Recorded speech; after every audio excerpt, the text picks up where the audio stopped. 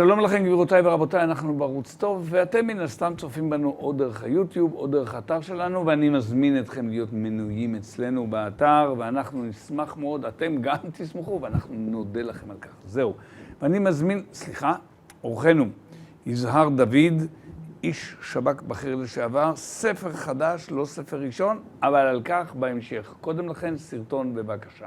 בעל עסק רוצה לחשוף את העסק שלך למאות אלפי הגולשים שלנו? עכשיו זה אפשרי. לקבלת הצעת פרסום משתלמת בערוץ טוב, לחצו כאן, מתחת לנגן. מסוכלים. זה שמו של הספר החדש שממש יצא עכשיו, עדיין הריח הוא ריח של ספר טרי. מזל טוב לך, לא ספר ראשון, נכון? לא, זה הספר השני מתוך טרילוגיה שאני כותב בכנרת זמורה ביטן. זה הספר השני והשלישי בכתיבה.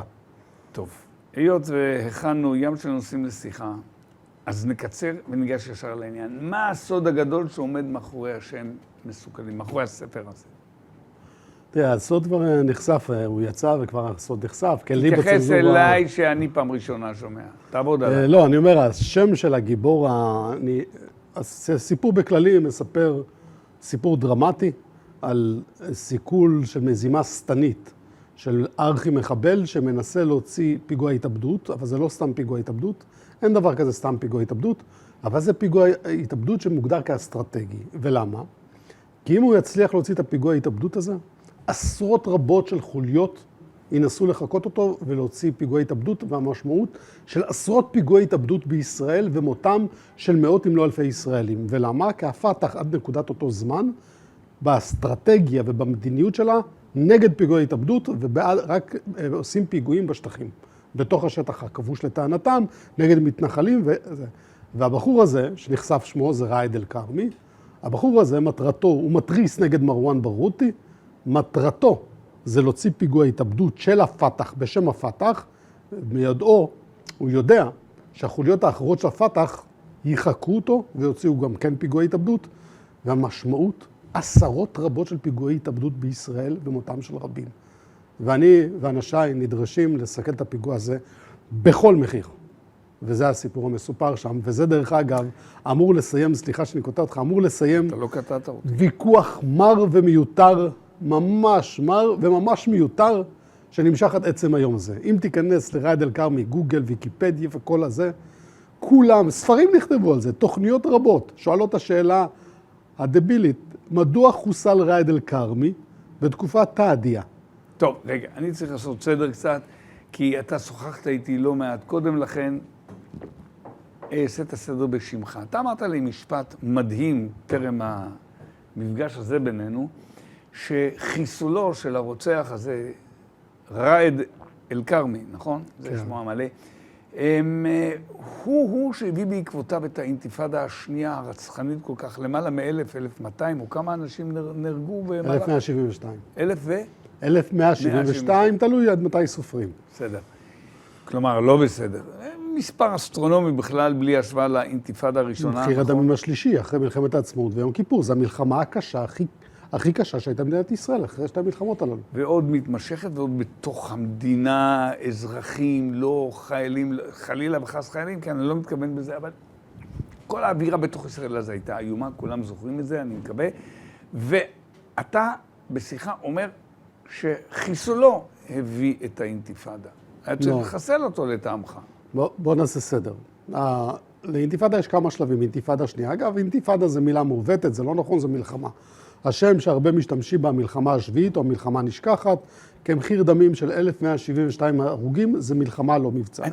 סליחה, אני עכשיו יש לה שני שלבים. רגע, אני את העניין של המלחמה מוכרח לעשות בחזרה לתוך האינתיפאדה, ואני אגיד לך מדוע. מלחמה משמע צבאות או מיליציות ענקיות כמו חיזבאללה, שזה כבר צבא, צבאות מתנגשים, גם על חשבון אזרחים, אבל זה עדיין צבאות. אינתיפאדה זה פעילות של בודדים וכנופיות, אותו הדבר בעיניי, שיוצאים לחבל בתוך הערים, להרוג, לשחוט, לתקוע, לפוצץ. לא, מחומת מגן השתמשנו בחיל האוויר הישראלי, בטנקים, בחיל השריון, בתותחנים, בכל העוצמה של מדינת ישראל, והכרענו. זו המלחמה היחידה שאפשר לומר שניצחנו את הטרור ואת הפלסטינים, היחידה.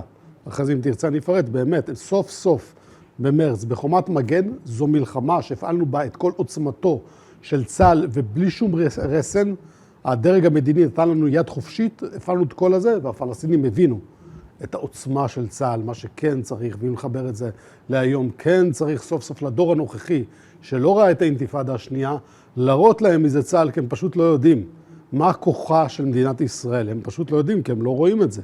הם רואים כל מיני נגיסות קטנות בכל מיני מבצעים כאלה, טקטיים קטנים, וחושבים שזה צה"ל, זה לא צה"ל. בואו נחזור לסיפור הזה. נחזור לראד אל-כרמי, ואציין שבסוף שיחתנו, מה שלא יהיה, אם אני חס וחלילה שוכח, אתה תזכיר לי, שסומן עלינו לבדוק היטב את מה שאתה אמרת עכשיו. כי אתה בעצם שמת משהו פרקטי, המלצתי על השולחן מבין כפלי דבריך, הגיע הזמן שמדינת ישראל תעשה משהו גדול ורציני מול המחבלים הפלסטינים, אבל על זה נדבר בסוף, בסדר? בהחלט, זה חובה לדבר על זה. תראה, ראד אל-כרמי הוא לא זה שגרם האינתיפאדה השנייה פרצה באוקטובר 2000, זה לא אריאל שרון זיכרונו לברכה עלה להר הבית, ערפאת תכנן את זה מראש, חזרתו מקמפ דיוויד ביולי, אחרי שהוא נכשל עם התמונה המגוחכת להיכנס ראשון לחדר הוא אהוד ברק, הוא תכנן גל אירועים. גל אירועים, זאת אומרת, הוא התכוון שיהיו הפרות סדר, קצת פיגועי ירי, וזה מה שהוא התכוון, להפעיל לנו לחץ. אבל מה שהוא עשה, המנהיג הפלסטיני הדגול והאווילי, הוא שחרר מכלא ג'נד את פעילי הגאפ והחמאס שהיו כלואים שם ב-96 מההסכם איתנו. רק שהוא לא ידע שהוא משחרר דברים כאלה, רוצחים מתועבים כאלה, שמבחינה תפיסתית, מבחינה אידיאולוגית, הם שונים ממנו 180 מעלות, הם בכלל שונאים. ואז פרץ החלק השני של האינתיפאדה שהתחיל. זו נקודה חשובה מאוד, אתה אומר שהגורם שבסופו של דבר היה לחיצה על הסטארטר, זה השחרור המחבלים שהיו בכלא מ-96. תראה, ערפאת לא התכוון לאינתיפאדה שיצא לו, ממש לא התכוון, זה כבר ידוע. נכון. הוא התכוון שיהיה גל אירועים כמו האינתיפאדה הראשונה. בוא נמשיך הלאה.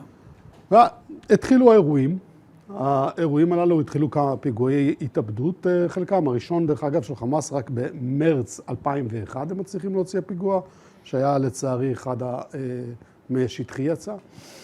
אבל החלק השני של האינתיפאדה, שגורם למדינת ישראל לצאת לחומת מגן, וזה בגלל זה החיסול של ראד אל-כרמי כל כך נמצא טעון ונמצא בוויכוח עד היום, ויש עליו המון ספרים והמון ויכוחים, זה הנקודה, השינוי המרכזית. כי בחיסולו היה בתקופה שנגמר האירוע. הגענו להסכם תעדיה עם הפלסטינים בתיווך צרפתי ואמריקאי. תעדיה, סוג של הפסקת אש. כן, הם לא יגידו לעולם הסכם שלום, המילה מכובסת שמשתמשים בה תעדיה, ולא משנה באיזה הקשר הם מתכוונים להפסקת אש, הם הפסיקו את הפיגועי התאבדות, פיגועי ירי, הפסיקו 4 ימים.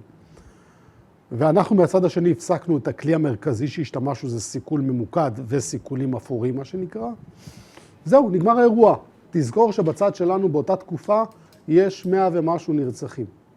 סיימנו עם 1172 נרצחים, אני מזכיר לך. ואז בא הסיכול הזה בתקופה התעדיה, והשאלה היא שאלה לגיטימית. למה? מדינת ישראל יוצאת לדבר כזה. נגמר האירוע, סיימתם, חתמתם, למה? אז עד היום, והרבה פעמים בזה, מדינת ישראל יצאה במערכת הביטחון והשב"כ, יצאו בכותרת ואמרו, בגלל שהוא תכנן מגה פיגוע, הרבה אנשים דרך אגב, גם במערכת המדינית, לא קיבלו את זה, וחשבו שאנחנו, השב"כ, סליחה על המילה, מחרטט, ועוד פעם מנסה להסתיר את זה בסודיות, הרבה פעמים טוענים שהשב"כ בגלל עניין סודיות, מסתיר דברים אמיתיים. זה לא נכון. אני הייתי שם ואני הייתי אחראי לזה.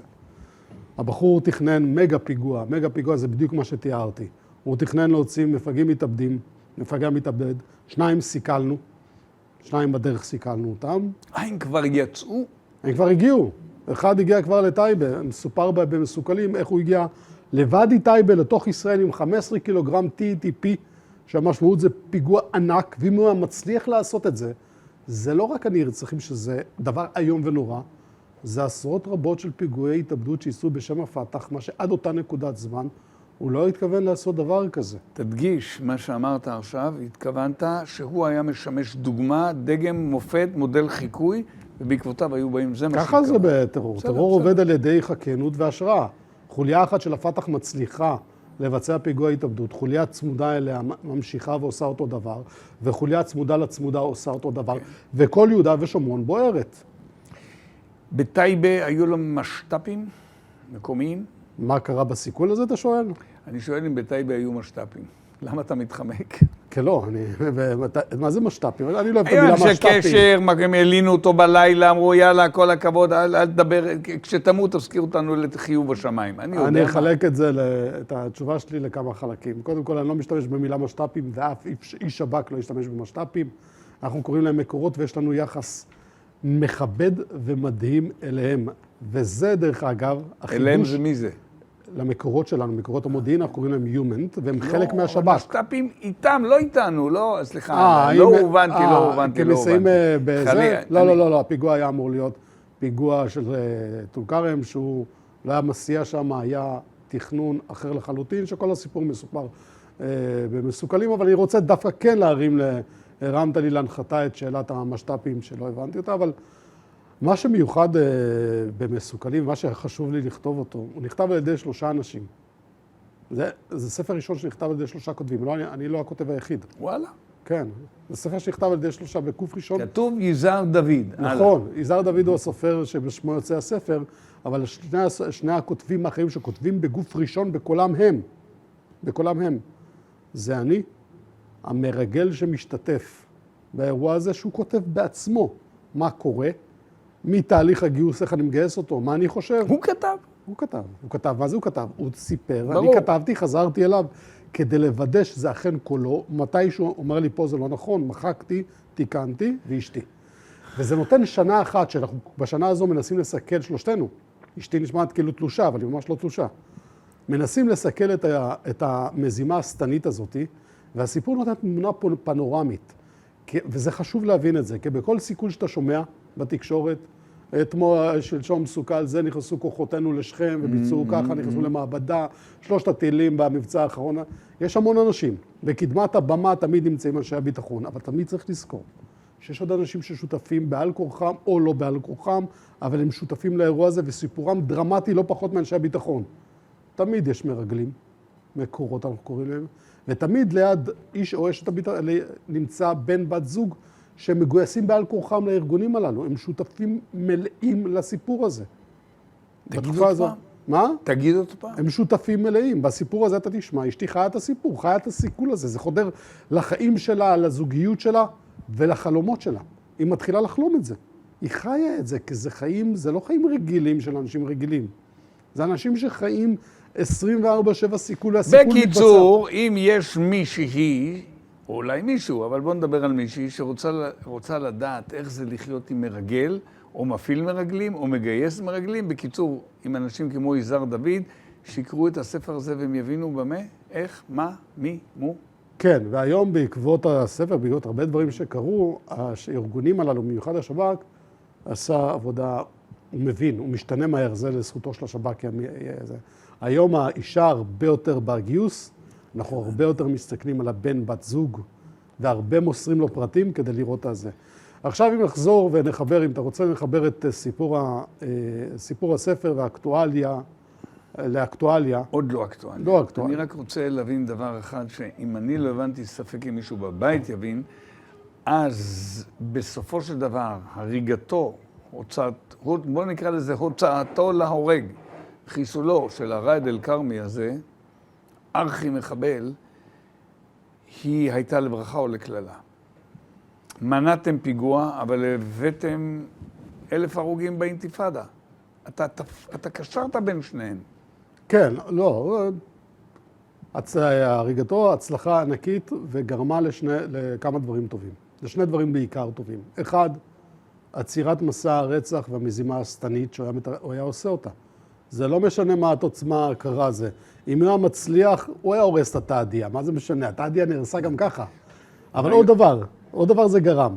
זה עצר את האיוולת של מדינת ישראל, את ההחלטה המדינית המטומטמת של מדינת ישראל, שבמשך 1.5 שנה הדרג המדיני עוצר אותנו ואת צה"ל מלהיכנס לשטחים ולתאר אותם מקיני המחבלים הללו, ואנחנו 1.5 שנה, אני אומר לך כמי שהיה שם, התחננו לדרג המדיני, תנו לנו להיכנס לשטחי A ולתאר את המחבלים. אתה יודע כמה מצבים היו שאני רואה מחבלים בעיניים, פיגועי התאבדות, אני רואה בעין, אני עומד על גבעה או מזלת, ואני רואה את המחבל המתאבד, ואני יודע את הדירה שלו, פיגוע פארק, כל הפיגועים הללו. עם אופניים עם רמה, הייתי יכול למנוע אותם. והדרג המדיני עצר אותנו מלהיכנס פנימה לתוך שטחי A עד חיסולו של ראאד אל-כרמי הוביל לסדרת פיגועים, במרץ השחור זה נקרא בחודש אחד, פיגוע אחרון, פיגוע פארק, שיצא משטחי. בעקבותיו נכנסנו, אבל למה היה צריך את כל זה? ממדחת יוסף, נובמבר, היה צריך להתקבל החלטה להבין שהפלסטינים אי אפשר לסמוך עליהם. מדחת יוסף זו דוגמה מדהימה. למה לא נכנסנו? עד היום, דרך אגב, לשאלה הזו אין תשובה. למה אין תשובה? כי אין תשובה. אין תשובה, כי התשובה היא פשוט, היינו מטומטמים שלא נכנסנו. דרג מדיני, אנחנו הרבה פעמים, אנשים מסתכלים והציבור הישראלי מסתכל, כמו מבצע האחרון. הדרג המדיני החליט משיקוליו, יש לו שיקולים אחרים שמי שלא נמצא שם לא יודע, האמריקאים, לחץ בינלאומי, היחסים בחמאס וזה, ולא פגענו בחמאס. ואני אומר, חרטוט אחד גדול. לא צריך להיות שם כדי להבין לפעמים שהם טועים. האנשים, דרך אגב, שנמצאים שם, אני נלחמתי איתם כתף לכתף. הרצי הלוי הרמטכ"ל, אני ומפקדי ג'נין במשך 2 נלחמנו בג'יהאד, בתוך הפאקים, את הזיעה שלו ושלי, במשך ימים ולילות נלחמנו וחיסלנו את הג'יהאד האסלאמי באזור ג'נין. אמיר ברם, סגנו, 4 שנים, כתף וכתף, טול כרם ושכם. זה אנשים מעולים שאני מכיר אותם, אוקיי, טקטית מצוין. אסטרטגית אני יכול לחלוק עליהם מפה ועד הודעה חדשה.